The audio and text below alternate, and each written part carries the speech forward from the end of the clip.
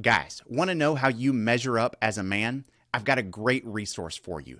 It's called How Manly Are You? And it's a free quiz that you can take to figure out how you stack up against what it means to be a man. And when you take the quiz, you'll also get some free resources to help you figure out how you can get better as a man in the areas where you would like to grow. So go to manhoodtribes.com/manly to download your free How Manly Are You quiz today. That's manhoodtribes.com/manly. All right, guys, welcome to the Manhood Tribes Show. My name is Don Ross. I'm your host, and today we are going to continue with part 2 of my interview with Ben Derrick. Ben is a men's coach and counselor, a former pastor, and an all-around great guy who has an unbelievable amount of wisdom and insight when it comes to the things that men are facing today.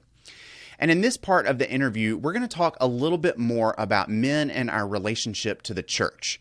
Now, even if you're not a church-going man or come from a faith background, I think you're really going to enjoy this part of the interview because as Ben highlights for us the message that the church is sending to men, I think it's one that all men can relate with, no matter what our faith background looks like. And he's going to help us figure out how we can overcome that message in order to be the men that God has really created us to be.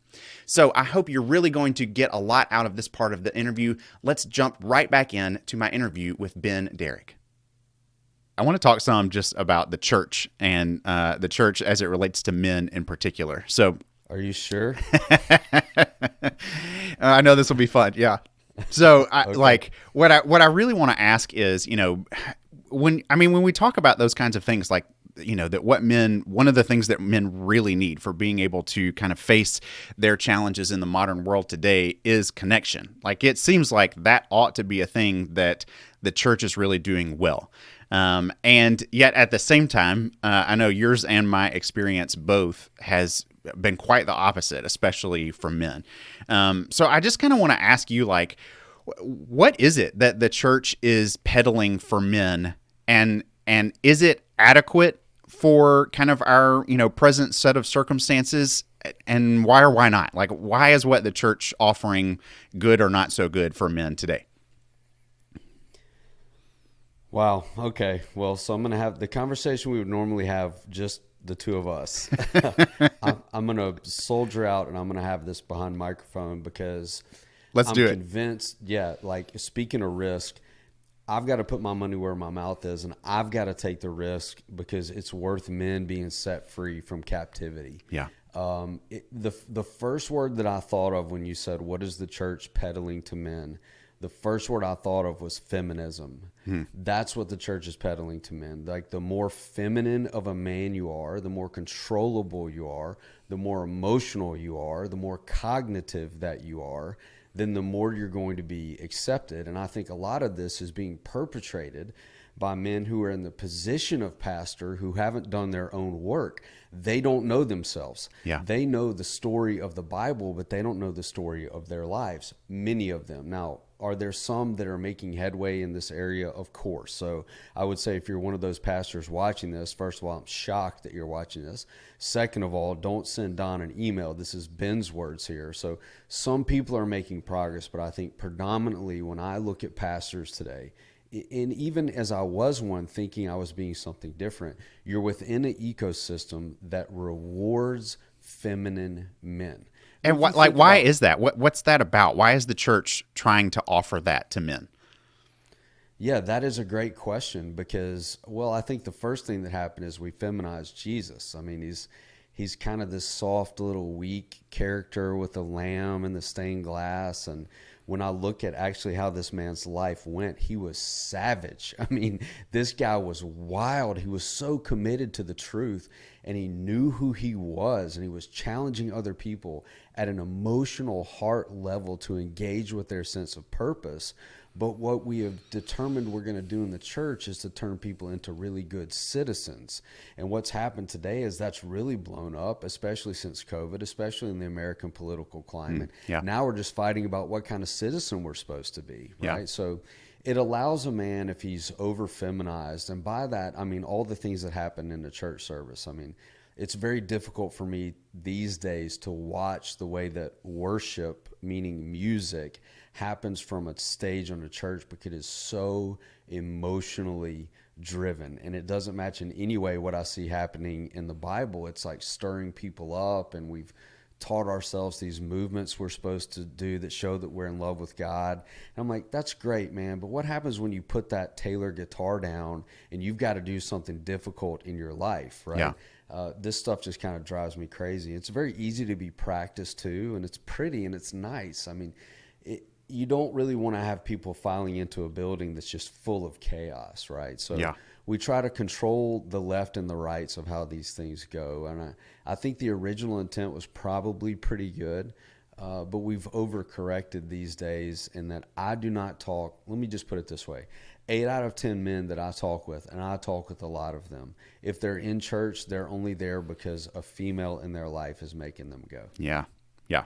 I mean, to me, that's evidence enough that the church is doing something wrong. Why are they doing that? I think because it makes for a very clean system.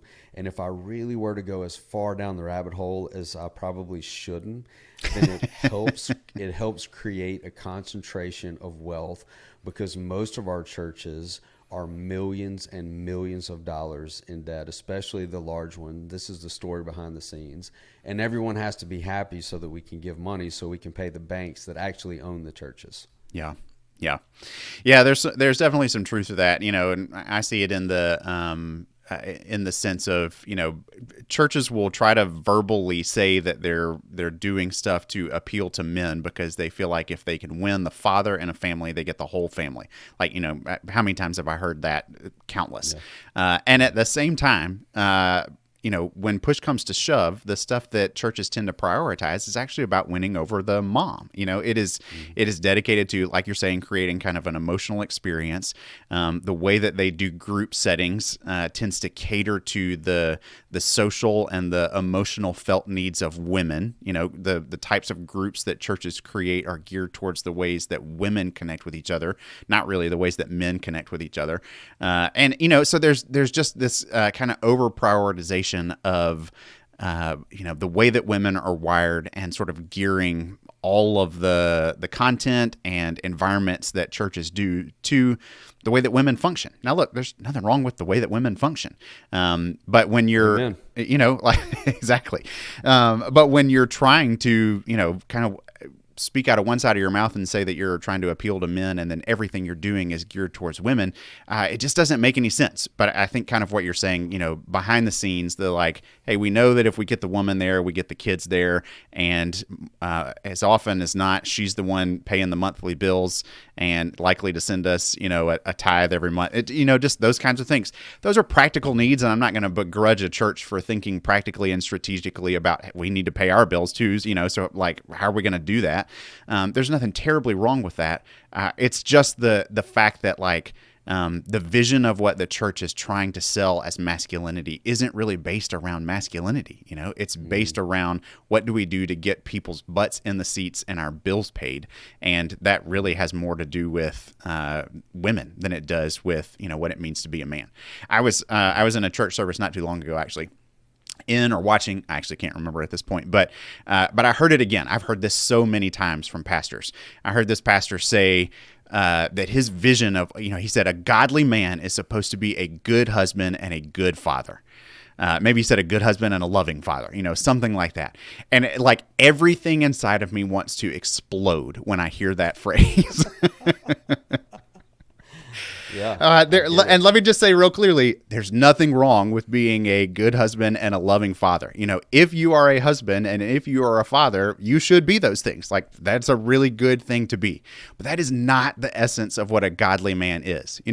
First and foremost, it leaves out a whole bunch of men who aren't husbands and aren't fathers. That's right. What does that even mean for you if you don't fall into one of those categories? But again, there's the focus on the church is trying so hard just to appeal to this one set of people who they think can pay their bills and are likely to show up to things because they've got kids and they're trying to do things for their kids. And it's just, that's not the mission of the church. That's not what we're there for. But because of that, we have sold this, kind of less than vision of what it means to be a man. And I think by and large, men aren't buying it. Like when at the end of the day, when I think about what I want to be as a man, what I want my life to count for, yes, I want to make a difference in the lives of my family members. But that's not all that I am. That's not all that I want to be. And frankly, I want more mission and adventure in my life than just that.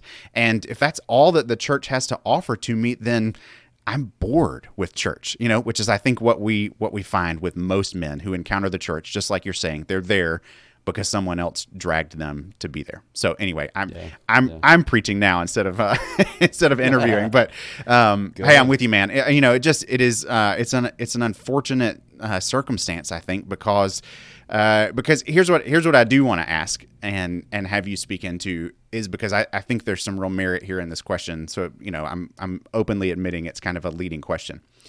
What do you think Jesus has to offer to men that maybe is different than what the church is offering?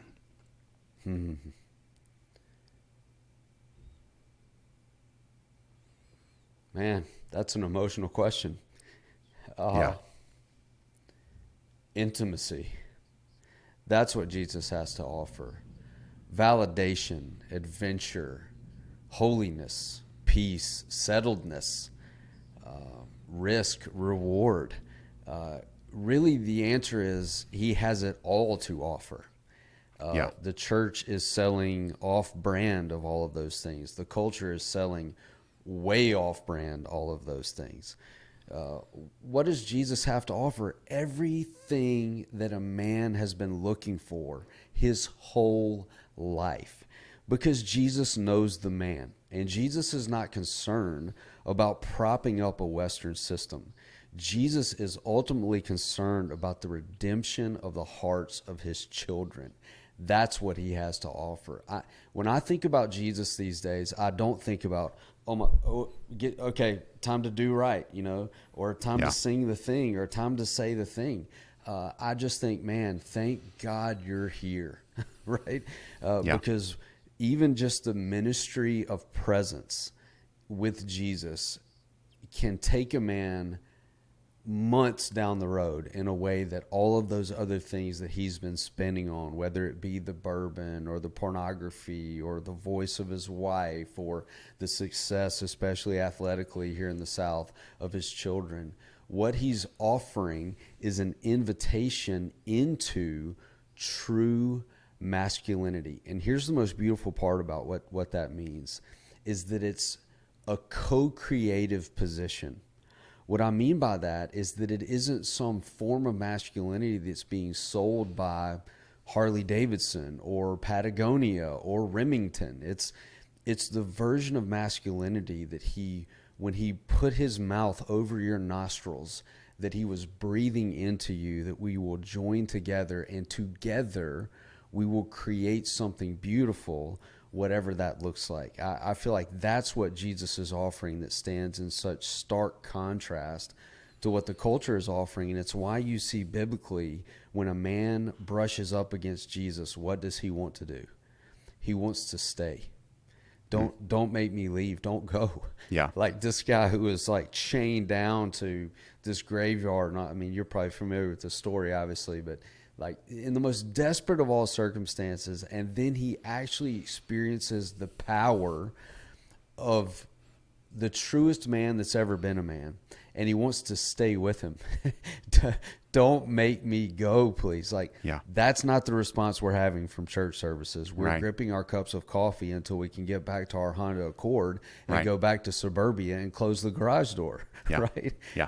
It's a stark contrast. I get emotional because, quite frankly, I lived for decades not only as a person who was trying to live off that sustenance, but also trying to push that level of sustenance into other men through the church system, and it just wasn't working. And I've found something different now.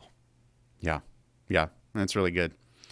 So what would you say then to a guy who's listening who maybe would call himself a Christian, maybe not as a churchgoer, but has been around or danced around this faith message for a long time and found it lacking? What would you say to a guy today who wants to try to develop a faith, but wants to try to do it in a way that feels masculine? How would he do that? I don't know. What do you think? I can tell you the way that I see it working and the way that it's worked for me, if that's okay. This isn't anything, scientific. It just works, right? Which feels pretty masculine to say. I think you should find a man in your life, whether you're connected to them relationally already or not, that can ask really good questions. I believe that's what the journey to masculinity looks like. It doesn't look like answers. That's what we're all looking for. Give me the answer. Tell me what to do. What should I do here? It looks like being curious, sitting with yourself long enough to be able to receive really good questions. For example, why do you think you reacted that way? Right? What is it that you want? What are you afraid of? Who told you that? These are all very, very deep questions that actually link us up with our Hebrew, with our Jewish history. Yeah. The Bible contains, I think, so many more questions than it does answers when you really dig into it. Now, the answers are enough, but it leads to more questions. Right. So I think step one is finding a guy, and they don't have to be older than you. Some of these guys that are great at questions have started doing their work, and we should celebrate the younger generations that are pushing past that kind of barrier to entry that us 90s kids have. They're just going for it because that's obviously trash. Does anybody have the answers, right? So for me, I think that is a necessary step. It combines two things, community and curiosity. When you put those two things together, it's like a magic potion over masculine advance. Yeah. That's really good. Community and curiosity. I love that. Part of what we do within a manhood tribe is that we call it exploring. A guy needs to share his story, and then the tribe needs to just ask him a lot of questions. Just keep picking away at, we call it chiseling. Just chisel away at that guy's story. Where did that come from? How did that happen? How long have you been experiencing that? Where else in your story have you encountered similar things? Where did those messages come from? Like, we just, all kinds of exploring to try to figure out what is going on in that man's life. And then we take all those questions to Jesus. It's time to just say, hey, what we don't want to do here is give advice. Because we as men tend to jump so quickly to giving advice, right? We've got easy, quick fixes to just about every problem, and none of them work.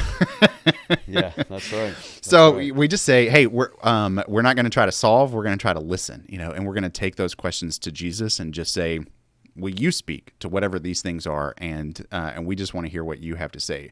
And dude, I think you're so spot on there with just the community and curiosity.